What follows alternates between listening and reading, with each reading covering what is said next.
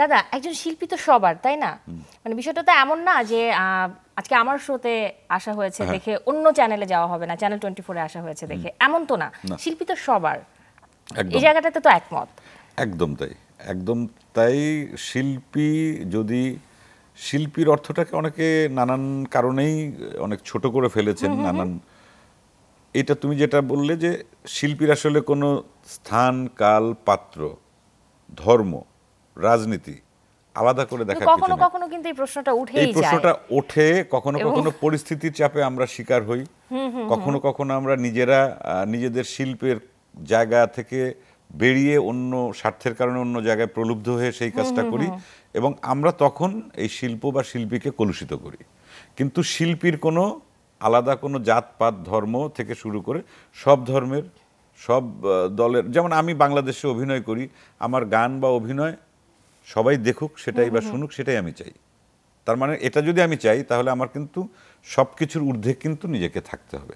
হ্যাঁ, সেক্ষেত্রে আমি ব্যক্তিগতভাবে কতটুকু পেরেছি বা পরিস্থিতি আমাকে সেই জায়গা থেকে সরিয়ে নিয়ে গেছে, আমি খুব টেকনিক্যালি একটা অ্যান্সার দিচ্ছি কিন্তু এটা, কিংবা দর্শকের সেই জায়গা থেকে ছাড় দেওয়ার কতটুকু মানসিকতা, কার কতটুক যোগ্যতা আছে ইন্ডাস্ট্রিতে, সেটুক দীর্ঘ বছর দেওয়ার পর তার কতটুক ভুলভ্রান্তি অথবা তার ভাবনা চিন্তার জন্য কে কতটুক তাকে গ্রহণ করবে বা ত্যাগ করবে, এটারও একটা মাপকাঠি বা চিন্তা ভাবনার বিষয় আছে। তবে তুমি যেটা বললে ওটাই আমি মানি যে শিল্পীর আসলে কোনো আলাদা কোনো গণ্ডি নেই, গণ্ডি থাকার কথা না, নেই, থাকতে নেই। শিল্পী তো আসলে সবার, শিল্পী কাজই শিল্পটাকে একদম মানে সবার মাঝে পৌঁছে দেওয়া, একদমই তাই। যদি জানতে চাই যে জীবন থেকে কোন একটা সময় মুছে ফেলতে চান, কোন সময়টাকে মুছে ফেলতে চাইবেন?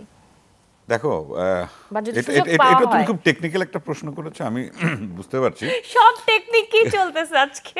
আমি কথাটা বলি, প্রত্যেকটা মানুষের জীবনে ভালো মন্দ সবই থাকবে, ভুল শুদ্ধ সবকিছুই থাকবে। চলার পথে নানান ভুল ভ্রান্তি থাকতেই পারে।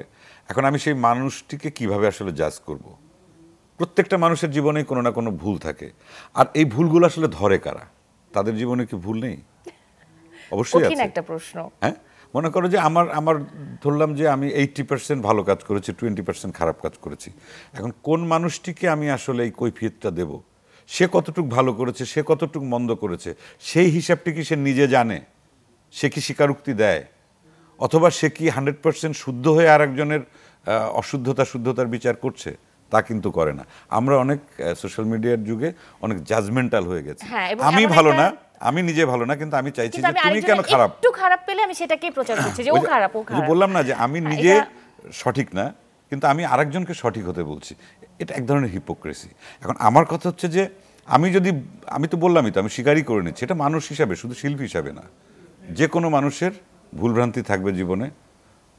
সেই জায়গা থেকে তার কখনো কখনো পিছিয়ে পড়া, কখনো কখনো আবার সেই অন্ধকার কেটে সামনের দিকে এগিয়ে যাওয়া, এটা একটা নিয়মিত, এটা রীতি, এটা প্রসেস। একদমই তাই। কিন্তু যারা এগুলো নিয়ে বেশি মানে মাথা ঘামায়, তাদের আমার মনে হয় নিজেদের প্রতি দেখা উচিত তাকিয়ে, যে এখন আমি 80% ভালো জানি, তুমি 20% তোমার কিছু খারাপ আমার কাছে চোখে পড়লো, এখন আমি কি তোমার ওই 20 নেগেটিভ ওই জায়গা থেকে আমি তোমাকে জাজমেন্ট করব, নাকি তোমার যে 80% ভালো সেটা দিয়ে?